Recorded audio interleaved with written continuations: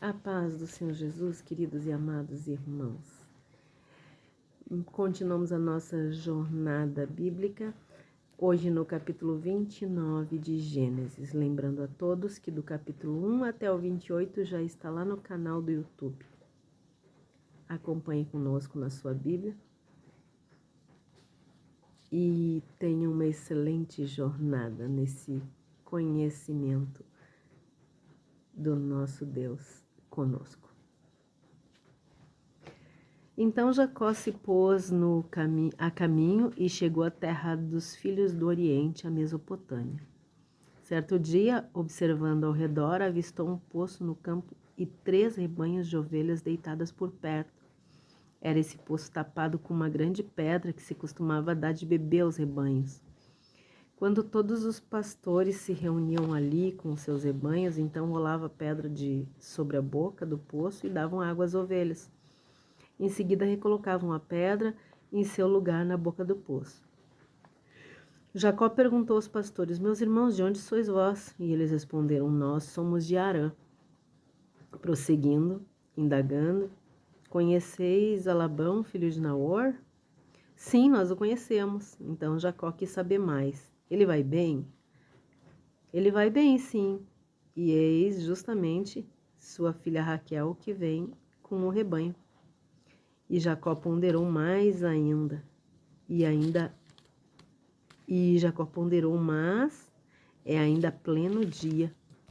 É muito cedo para se recolher o rebanho. Porque não dás de beber aos animais e não retornais à pastagem? Nós não podemos fazê-lo antes que se reúnam todos os rebanhos de ovelhas e cabras e que se retire a pedra que tampa a boca do poço. Só então daremos de beber aos animais. Conversava ainda com eles quando chegou Raquel com o rebanho de seu pai, pois era pastora.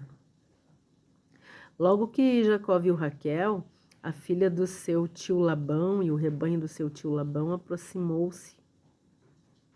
Retirou a pedra da boca do poço e deu de beber ao rebanho do seu tio. Jacó deu um beijo em Raquel e, em seguida, muito emocionado, começou a chorar. Então revelou a Raquel que era parente do pai dela e filho de Rebeca. Assim que ouviu isso, Raquel saiu correndo e contou tudo a seu pai. Ouvindo que se tratava de Jacó, filho de sua irmã, Labão correu ao seu encontro, apertou em seus braços e cobriu de beijos e o conduziu para casa. Então Jacó lhe contou toda essa história. Ao final, Labão lhe disse: sim, tu verdadeiramente és de meus ossos e de minha carne. E Jacó ficou com ele um mês inteiro. Então Labão propôs a Jacó: por seres meu parente, irás me servir de graça? De alguma forma. De nenhuma forma. Me diz, qual deve ser teu salário? Ora, Labão tinha 2 filhas, a mais velha se chamava Lia e o nome da mais jovem era Raquel. Os olhos de Lia eram meigos, mas sem brilho. A Raquel, entretanto, tinha um belo porte, lindo rosto. Como Jacó estava apaixonado por Raquel, logo respondeu: trabalharei 7 anos para o Senhor a fim de poder me casar com Raquel, tua filha mais nova. Ao que Labão respondeu: melhor será concedê-la a ti do que a um estrangeiro. Fica, portanto, comigo. Jacó serviu então por amor a Raquel durante 7 anos, mas que lhe pareceram como poucos dias, de tal modo que ele amava.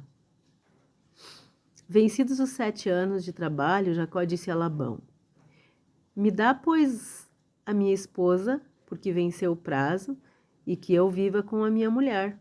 Labão reuniu todos os homens do lugar para um banquete. Contudo, ao cair da noite, tomou sua filha Lia e conduziu até Jacó, e ele teve relações sexuais com ela. Labão também entregou sua serva Zilpa a sua filha Lia, para que se dedicasse ao serviço dela. Chegou a manhã e eis que Jacó percebeu que havia dormido com Lia. Por isso saiu correndo e reclamou com Labão: que foi isso que me fizeste? Não foi por amor a Raquel que eu servi em tua casa? Por que me enganasse? Labão respondeu: ora, não é tradição em nossa região casar-se a filha mais nova antes da mais velha. Todavia, termine essa semana de núpcias e te darei também minha outra filha como prêmio por todo o trabalho que farás em minha casa outros 7 anos. Jacó anuiu, concluiu a semana de núpcias com Lia e Labão, lhe concedeu esposar sua filha. E Jacó anuiu, concluiu semana de núpcias com Lia e Labão lhe concedeu esposar sua filha Raquel. Labão também entregou sua serva Bila, a sua filha Raquel, para que se dedicasse ao serviço dela. Então Jacó se uniu conjugalmente a Raquel e a amou de todo o coração, muito mais do que a Lia. Ele serviu na casa do tio ainda outros 7 anos. O Senhor percebeu que Lia não era amada por Jacó, e ele a tornou fecunda, enquanto Raquel permanecia estéril. Lia concebeu e deu à luz a um filho que chamou de Ruben, pois exclamou: O Senhor contemplou a minha aflição, agora meu marido haverá de me amar. Lia engravidou de novo e assim deu à luz a um menino e exultou, porque o Senhor observou que sou desprezada e me deu mais esse filho, pelo que chamou Simeão. E concebeu ainda outra vez e deu à luz a um filho e declarou: Agora finalmente meu marido me dará toda a atenção, porque já lhe dei 3 filhos. Por esse motivo, lhe deu o nome de Levi.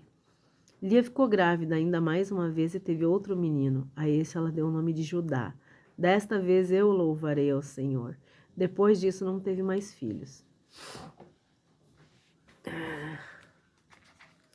Parece que a mentira continuava perseguindo Jacó, né? Dessa vez foi ele que foi enganado. Queridos, a humanidade foi criada com perfeição. A família é um projeto perfeito de Deus. Deus criou a família como um projeto perfeito. Mas o pecado arruinou tudo e as famílias sofrem.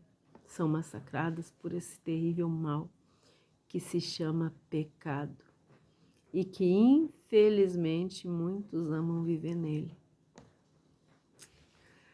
A família de Isaac sofreu terríveis consequências por causa das decisões egoístas causadas por pequenos erros e grandes também, né? O pai de Isaac orou, esperou a resposta de Deus, mandou buscar a esposa.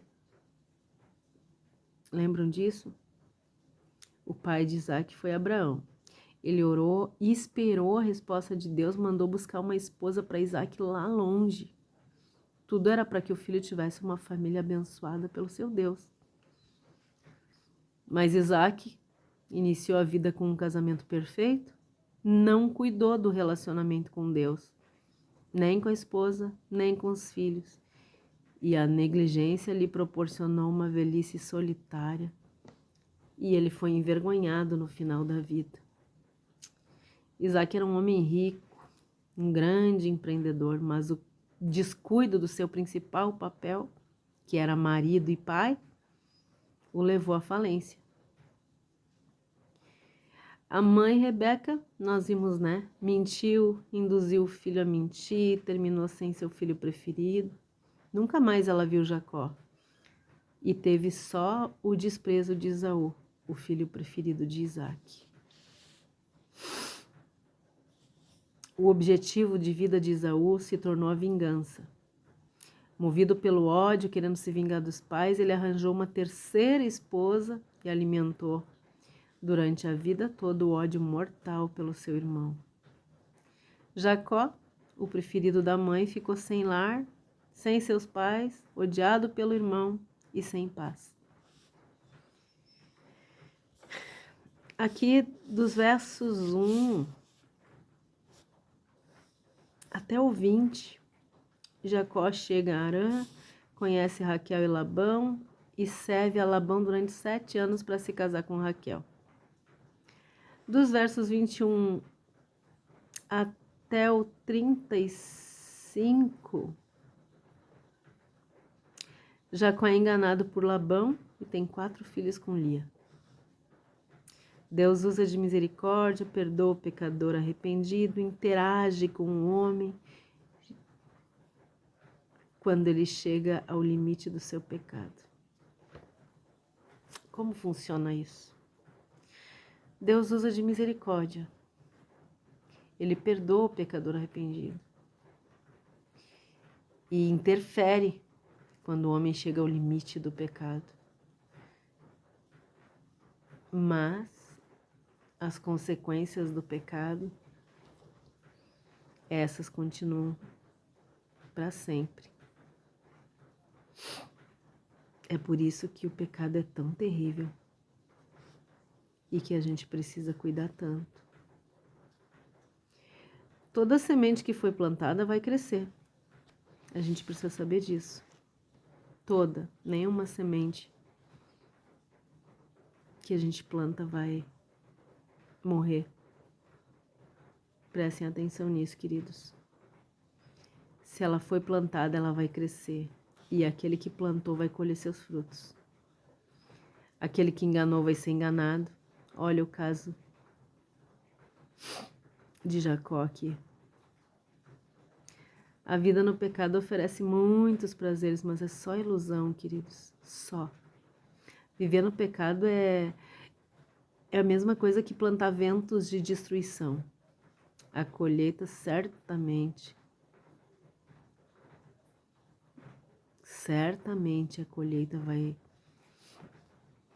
vai ter os mais terríveis resultados. Rebeca ensinou o filho a enganar. Ele aprendeu bem. Mas não sabia que Labão, irmão da sua mãe, era ainda mais esperto que a sua mãe. Quer dizer que naquela família vinha vindo, né? A semente do engano. Quando o pecado não é exterminado na família, ele estraga os relacionamentos familiares por muitas gerações. É terrível, queridos. Cuidem que as famílias vão sendo destruídas geração após geração. E enquanto a situação do pecado não for resolvida, a maldição não é quebrada. Enquanto Jesus Cristo não entrar,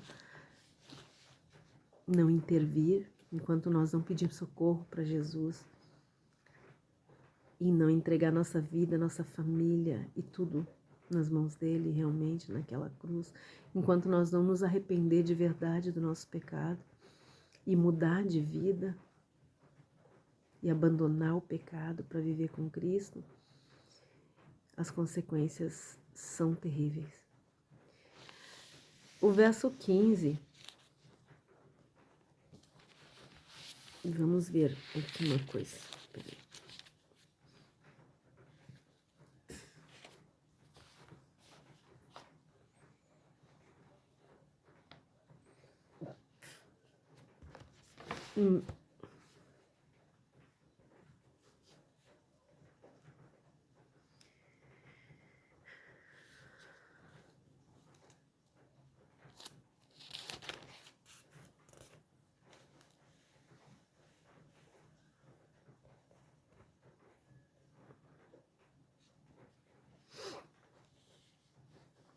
Aqui no verso 15 diz assim: então Labão propôs a Jacó: por seres meu parente, irás me servir de graça? De forma alguma, dize-me qual deve ser o teu salário. Isso mostra para nós que boas intenções não são suficientes. De forma nenhuma, queridos. Boas intenções, o mundo está cheio, mas elas não são suficientes. E os próximos versos vão mostrar que a maldição da mentira persegue a família e o mal vai crescendo. O mentiroso vira um malandro, o malandro pode ser sabotado por alguém mais malandro que ele. E a partir aqui do verso 31, Deus interage para restaurar o mal que estava se proliferando muito rápido. O mal cresce muito rápido, queridos. Mas Deus, aqui no verso 31, interage. Nós precisamos saber que o relacionamento com Deus muda tudo. Que se Isaac tivesse continuado a buscar Deus como nos 20 anos em que Rebeca era estéril, a sua família seria moldada pela graça de Deus.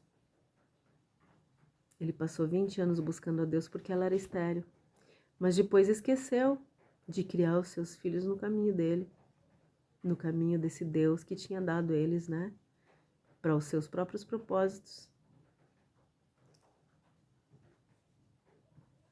Se Isaac tivesse continuado buscar Deus da forma que ele buscou enquanto Rebeca não tinha filho, a família teria sido uma bênção. O problema é que Isaac fez como a maioria faz. Recebeu o milagre, não se importou mais com o dono do milagre. A negligência espiritual, depois da resposta da oração, levou à negligência espiritual de toda a família. E é assim que funciona, queridos. Quando nós, pai e mãe, negligenciamos espiritualmente, a família inteira vai sofrer as consequências. E a família toda vai ser negligente também. Se os pilares estão caídos, onde é que essa família vai se sustentar? Pensem nisso, queridos. Não há uma só referência à oração na vida de Rebeca e seus filhos. Toda a história que a gente leu até aqui não conta para nós, não tem nenhuma referência. A gente nunca viu Rebeca orando pelos seus filhos, nem com eles. E também não vimos uma vida de oração, né? Tanto é que Jacó foi clamar por socorro só quando ele estava fugindo. Nós precisamos prestar atenção em como a nossa família está vivendo. Será que a nossa vida de oração está refletindo na vida da nossa família? Porque precisa refletir, queridos. A nossa vida de oração precisa refletir na vida da família. O nosso estilo de vida precisa refletir na vida da nossa família.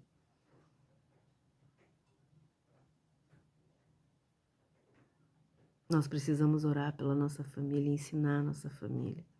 E nunca nos cansar de orar, de ensinar e principalmente de não aceitar, de não compactuar com o pecado dentro da nossa casa, dentro do nosso lar e dentro da nossa família.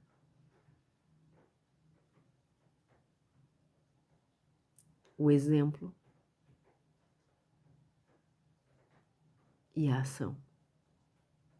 Deus nos abençoe, nos guarde, tenha misericórdia de todos nós, perdoe os nossos pecados e faça resplandecer o seu rosto sobre todos nós.